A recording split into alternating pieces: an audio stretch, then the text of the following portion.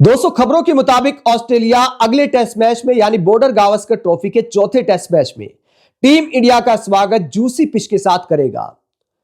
MCG के मैदान पर जूसी पिच तैयार की जा रही है। जूसी पिच वो होती है जिसके अंदर मॉइस्चर ज्यादा होता है, गेंद शुरुआत में ज्यादा स्विंग करती है।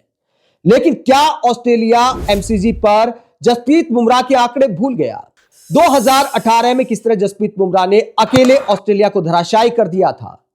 पूरी कहानी आपको बताएंगे कि एमसीजी के मैदान पर बुमराह के आंकड़े क्यों ऑस्ट्रेलिया को डराने वाले हैं। पहले बताते हैं कि आखिरकार जूसी पिच क्यों तैयार की जा रही है।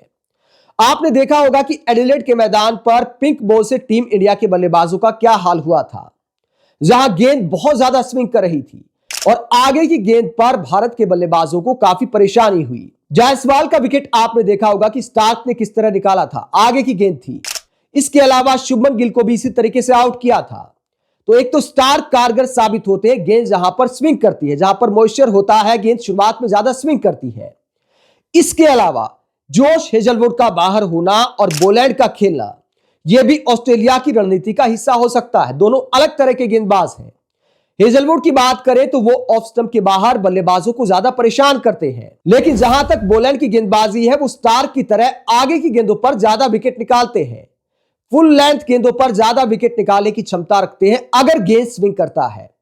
ऐसे में ऑस्ट्रेलिया चाहता है कि टीम इंडिया को एडिलेड वाले हालात मिले और आगे गेंद करके भारत के बल्लेबाजों को परेशान किया जाए।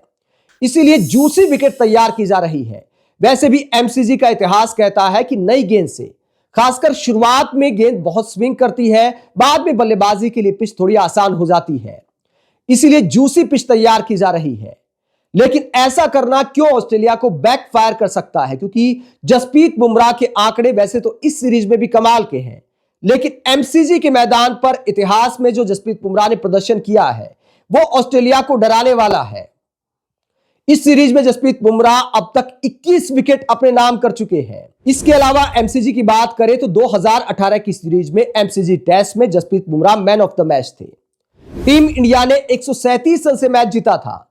जसप्रीत बुमराह ने पहली पारी में 6 विकेट अपने नाम किए थे 33 रन देकर। 6 से भी कम की एवरेज से पहली पारी में जसप्रीत बुमराह ने 6 विकेट अपने नाम किए और दूसरी पारी में 3 बल्लेबाजों को आउट किया था, यानी कुल मिलाकर 9 विकेट लिए थे और मैन ऑफ द मैच बने थे।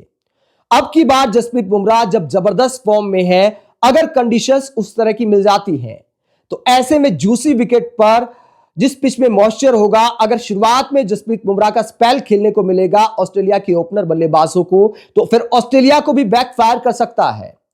और खासकर जब एक ओपनर डेब्यू करने वाला है।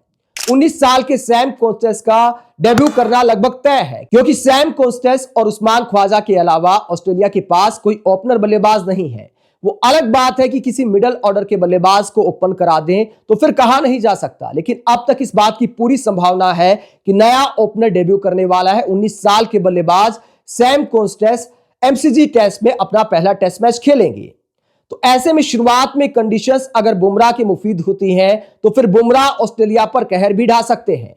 और एमसीजी का इतिहास ये कहता है, खासकर क्रिकेट में कहा जाता है कि इतिहास में अगर आपने किसी मैदान पर अच्छा बल्लेबाजी में प्रदर्शन किया है, अच्छा गेंदबाजी में प्रदर्शन किया है, तो उस ग्राउंड पर आपका कॉन्फिडेंस कमाल का होता है।